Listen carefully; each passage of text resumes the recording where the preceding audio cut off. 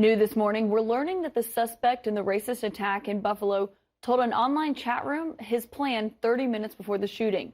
One of his motivations, according to his own words, was this baseless, quote, white so-called replacement theory, the same one that has inspired several other deadly incidents in recent years, including at the Unite the Right rally in Charlottesville in 2017, where, of course, white nationalists chanted, "Jews will not replace us." Joining us now is Amy Spitalnick, Executive Director of Integrity First for America, who successfully sued the organizers of the Charlottesville Unite the Right rally, winning a $25 million judgment. We should note, Amy, thank you so much for joining us this morning. And I just want to first get your reaction to this breaking news that this suspect had been talking about his plans 30 minutes beforehand in an online chat room.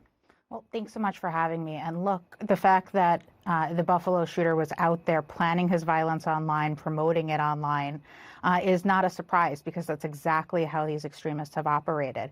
In fact, the very same site that the Buffalo shooter used to log his plans and then invite the public to view them is Discord, which is the same site that the Charlottesville organizers used to plan their violence for months in advance, down to every last detail.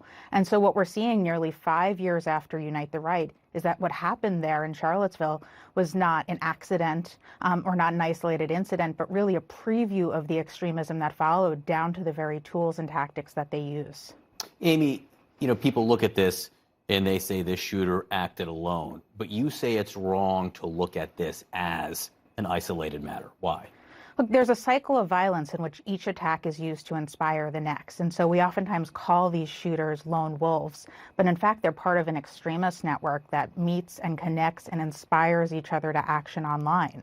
And you see that through, of course, the planning of the violence through social media, the ways in which this shooter's diatribe reflected so many prior diatribes of extremists, the connections between attacks in which Charlottesville seemingly inspired Pittsburgh, which seemingly inspired Christchurch, Poway, El Paso, now Buffalo.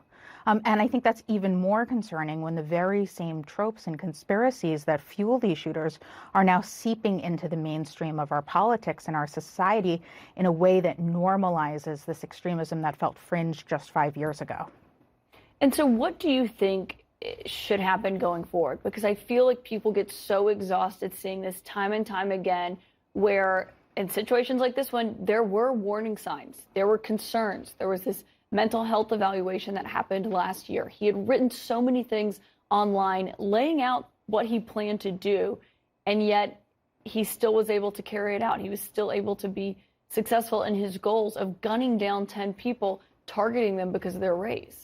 There's so much that we can be doing, and the fact that we're still having this conversation years after Charlottesville, years after El Paso and Pittsburgh, and after yet another white supremacist attack is a sign that we have not done nearly enough.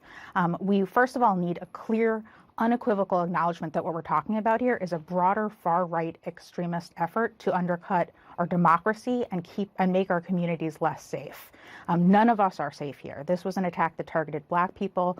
The shooter, of course, also talked about his anti-Semitism. So many forms of hate are bound up in this white supremacy, and no community is safe until we take this on clearly. We can't keep using the same failed solutions over the last few decades that clearly got us to this moment. Instead, we need to be thinking about how we build resiliency into our society. And that includes measures like education, includes digital and media literacy. It includes giving people like educators, caregivers, parents the tools to spot and identify and confront extremism. It includes dealing with the crisis of law enforcement's white supremacist infiltration of law enforcement, the ways in which they exploit the veteran community. There is so much that can be done, not just on the federal level, but on the state and local level, that will keep communities safer and actually get at the root cause of this crisis, as opposed to continuing to try to put Band-Aids on it each time there's an attack without dealing with the systemic problems. Major questions about what this will look like going forward. Amy Spitalnick, thank you for joining us. Thanks so much for having me.